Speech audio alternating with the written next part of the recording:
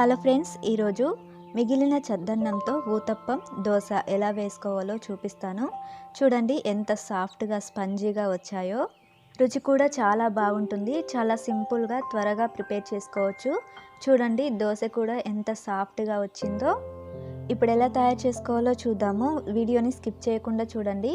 ముందుగా ఒక mixie jar తీసుకొని అరకప్పు రవ్వ వేసి గ్రైండ్ చేసుకోండి. ఈ విధంగా గ్రైండ్ చేసుకుంటే సరిపోతుంది.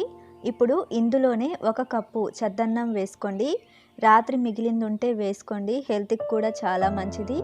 అలాగే అరకప్పు దాకా పెరుగు వేసి కొంచెం కొంచెంగా నీళ్లు పోసుకుంటూ గ్రైండ్ చేసుకోండి. గ్రైండ్ చేసుకున్న ఈ బ్యాటర్ని ఒక బౌల్లోకి తీసి పెట్టుకోండి. చూడండి ఇలా మెత్తగా స్మూత్గా గ్రైండ్ చేసుకోవాలి.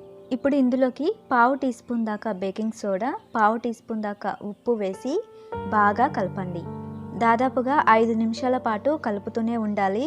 ఎంత బాగా కలిపితే అంత బాగా ఫ్లఫీగా సాఫ్ట్గా స్పంజీగా వస్తాయి ఊతప్పం కానీ దోశ కానీ. ఊతప్పంకి బ్యాటర్ అనేది చూడండి ఈ విధంగా చిక్కగా ఉండాలి. మరీ వాటరీగా ఉండకూడదు, మరీ థిక్గా కూడా ఉండకూడదు. ఈ విధంగా ఉంటే పర్ఫెక్ట్గా వస్తుంది. ఇప్పుడు స్టవ్ ఆన్ చేసి పెనం పెట్టుకొని బాగా వేడెక్కనివ్వండి. వేడిని బ్యాలెన్స్ చేయడం కోసం నీళ్ళని చిలకరించి తుడుచుకోండి.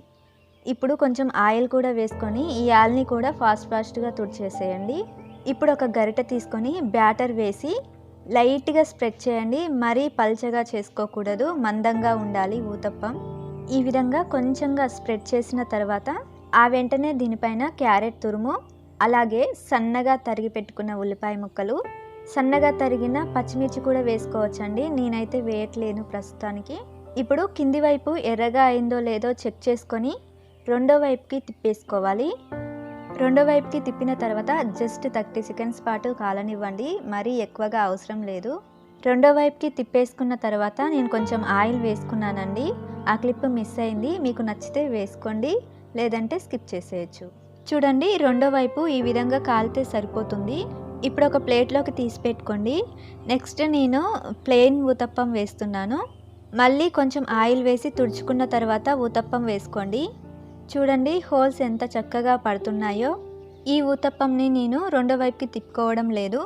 టచ్ చేసి చూస్తే కొంచెం అంటుకుపోతుంది కదా, ఇలా అంటుకోకుండా ఉండాలి.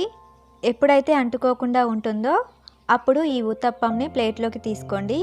ఇప్పుడు నేను దోశ వేస్తున్నాను. దోశలు వేసేటప్పుడు కూడా కొంచెం ఆయిల్ వేసి కర్చీప్తో కానీ క్లాత్తో కానీ తుడిచేసుకోండి. ఆ తర్వాత గరిటెతో బ్యాటర్ వేసి పల్చగా స్ప్రెడ్ చేసుకోండి. ఈ దోశలు చాలా సాఫ్ట్గా వస్తాయండి, క్రిస్పీగా మాత్రం రావు. మీకు క్రిస్పీగా కావాలంటే స్టవ్ని స్లిమ్లో పెట్టుకొని కాల్చుకోండి. ఎర్రగా కాల్చుకున్న తర్వాత వేడి వేడి మీద తింటేనే క్రిస్పీగా ఉంటాయి. కొంచెం చల్లారిన సాఫ్ట్గా అయిపోతాయి. దోశ కూడా రెడీ అయింది. ఇప్పుడు ఈ దోశని కూడా ప్లేట్లోకి తీసుకోవడమే. ఇప్పుడు నేను మరొక దోశ వేసుకొని ఈ దోశ మీద కూడా ఆనియన్స్, క్యారెట్ తురుము, కొత్తిమీర వేసుకున్నాను. ప్లెయిన్ దోశ కంటే కూడా ఈ ఆనియన్స్ వేసిన దోశ ఇంకా బాగుంటుంది. ట్రై చేయండి. ఇది కూడా ఎర్రగా అయిన తర్వాత ప్లేట్లోకి తీసుకోవడమే. చూసారు కదా ఫ్రెండ్స్, ఒకే పిండి బ్యాటర్తో, అది కూడా చద్దన్నంతో ఊతప్పం దోశలు ఎంత చక్కగా వేసుకున్నామో. చాలా మెత్తగా స్పంజీగా వస్తాయి ఫ్రెండ్స్. తప్పకుండా ట్రై చేయండి. రుచి మాత్రం చాలా బాగుంటుంది. ఈ ఊతప్పంకి కాంబినేషన్గా చికెన్ కర్రీ అయితే చాలా బాగుంటుంది ఫ్రెండ్స్. తప్పకుండా చికెన్ కర్రీతో ట్రై చేయండి.